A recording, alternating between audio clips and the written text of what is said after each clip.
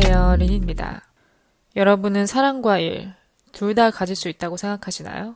아니면 꼭 둘 중 하나만 선택해야 한다고 생각하시나요? 우리가 살다 보면 언젠가는 꼭 한번 들이닥치는 인생 고민 중 하나인 것 같습니다. 어쩌면 끊임없이 생기는 고민일 수도 있겠죠. 저는 이 두 개를 같이 놓고 고민해 본 적이 딱히 없었습니다. 최근까지도. 왜냐면 아직 그런 걸 고민할 만한 나이가 아니기도 했을 뿐더러 그렇게 둘 사이에서 갈등할 만큼 진지한 연애를 해본 적도 없었기 때문이죠.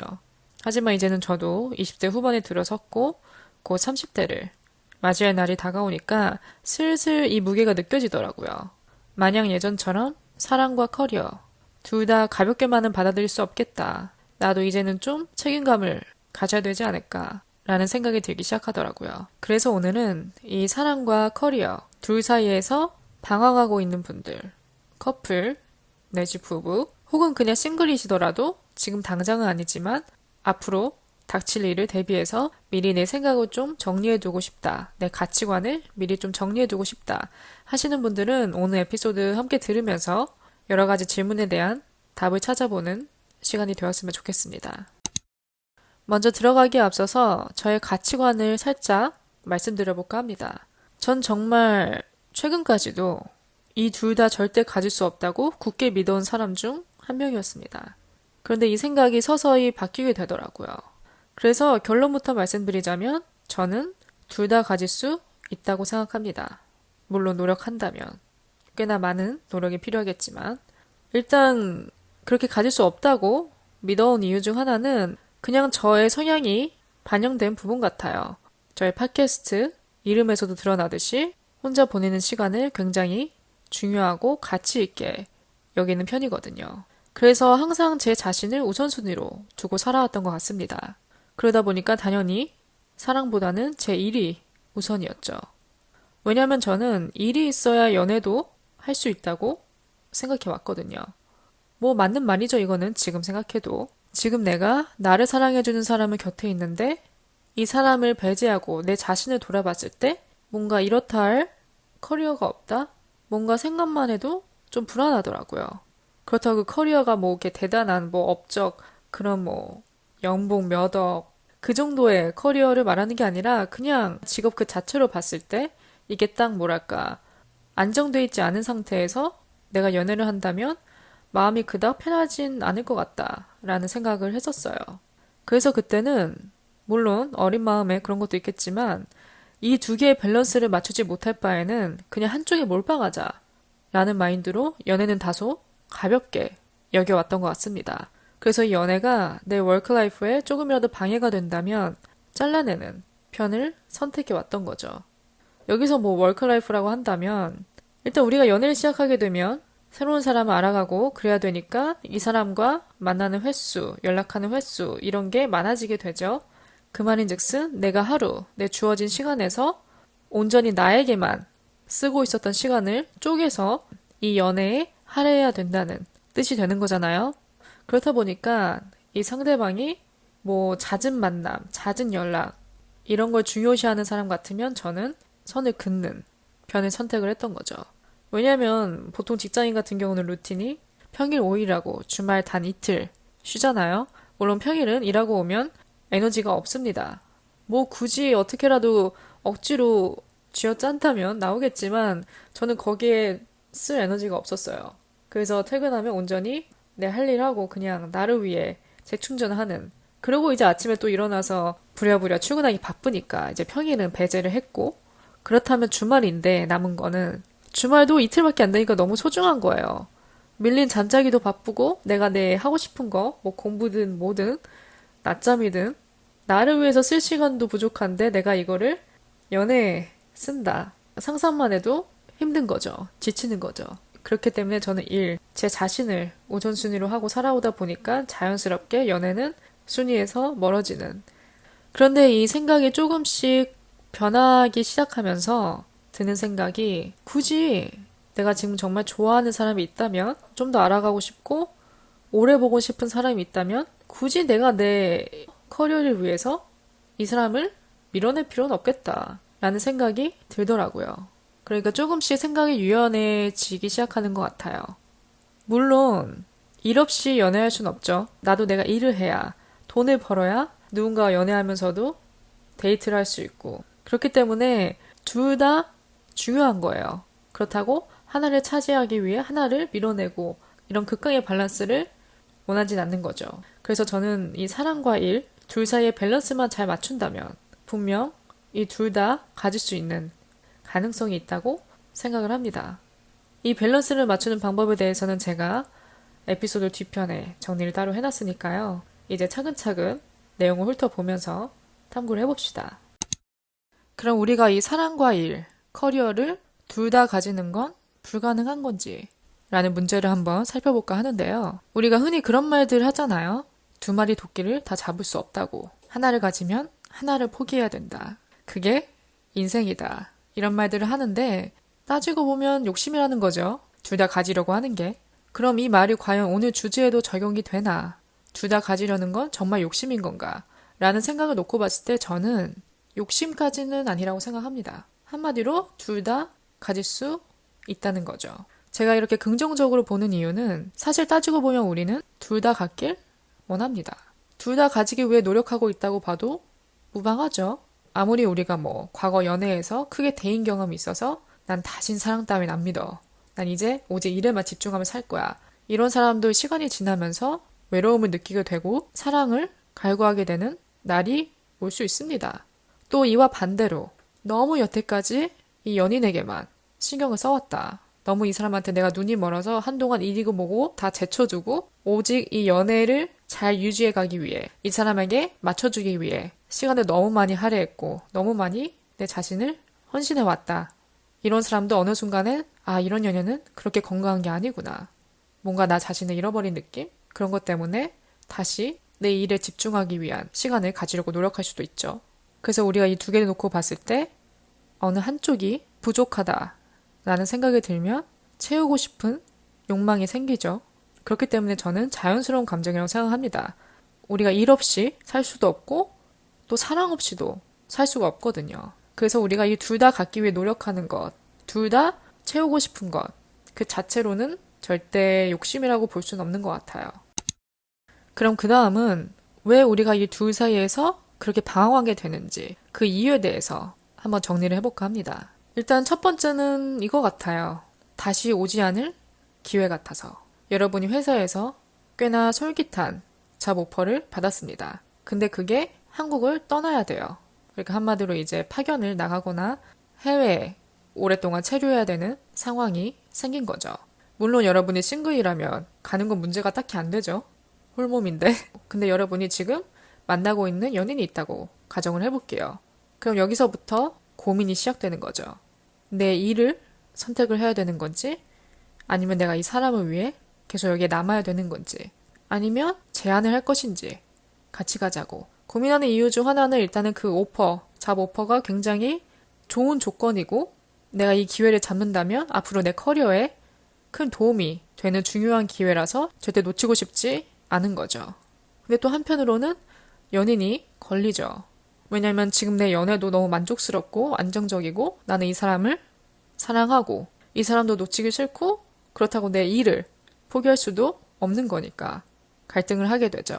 근데 여러분이 만약에 연인에게 이 부분을 제안을 했을 때, 같이 가자고 제안을 했을 때 상대방이 그건 원치 않는다 하면은 어쩔 수 없이 선택을 해야 되는 거죠. 또 그 다음 예시가 될 수 있는 부분은 국제연애나 장거리 연애도 해당이 된다고 생각을 해요. 특히 국제연애 같은 경우 상대방이 외국인이든 한국인인데 해외에서 일하는 사람이건 언젠가는 이 둘 사이에서 방황하게 되는 순간이 찾아오죠. 왜냐면 계속 이 장거리를 유지할 수는 없거든요. 어느 시점에서는 결정을 내리고 내가 그 사람이 있는 쪽으로 가서 정착을 할 것인지 아니면 그 사람이 나한테 와서 같이 정착을 할 것인지 어느 곳에서 합칠 것인지 결정을 내려야 되는 순간이 찾아옵니다. 이 부분이 가장 까다로운 것 같아요. 어떻게 보면 이민이잖아요. 만약에 해외로 가야 된다고 하면은 굉장히 큰 결정이죠. 그 나라에 한 번도 살아본 적도 없고 언어도 그렇게 익숙한 것도 아니고 완전 인생의 새 출발을 앞두고 있는 거잖아요. 그래서 따라가는 사람은 한마디로 온전히 이 사람한테 의지해서 가는 거죠. 그렇기 때문에 굉장히 모든 게 두렵게 느껴질 가능성이 커요.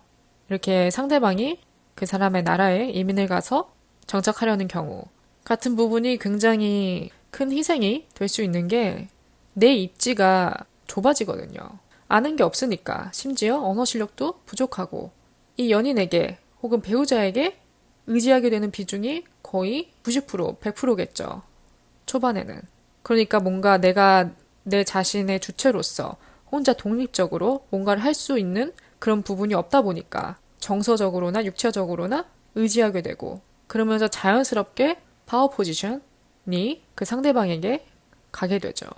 참 연애에서 이런 파워 포지션, 주도권을 놓고 고민하는 게 바람직하지 않게 들릴 수도 있을 것 같아요. 어떤 분들한테는. 근데 저는 무시할 수 없는 부분이라고 생각을 합니다. 우리가 연인에게 의지하는 부분이 크면 클수록 불안해질 수 있거든요. 나도 내 앞가림은 충분히 할 수 있는 어른인데 단지 이 낯선 곳에 왔다는 이유로 내가 내 힘으로 온전히 할 수 있는 부분이 적으니까 뭔가 주눅들 수도 있는 거고 눈치 보게 될 수도 있는 거고 물론 상대방이 잘 이끌고 도와주겠죠. 정말 좋은 사람이라면. 그런데 그 초반 딱 그 정착기에서 오는 여러 가지 불완전한 상황들이 나를 좀 위축들게 만들 수도 있으니까 내가 내 모든 것을 다 포기하고 그 연인을 따라가는 것, 그 배우자를 따라가는 것 자체가 굉장히 큰 결심이고 큰 희생이죠.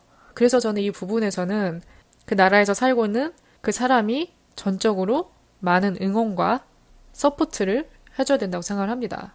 얼마나 감사해요. 이 사람이 나 하나 믿고 이렇게 큰 결정을 하고 따라왔다는 것 자체가.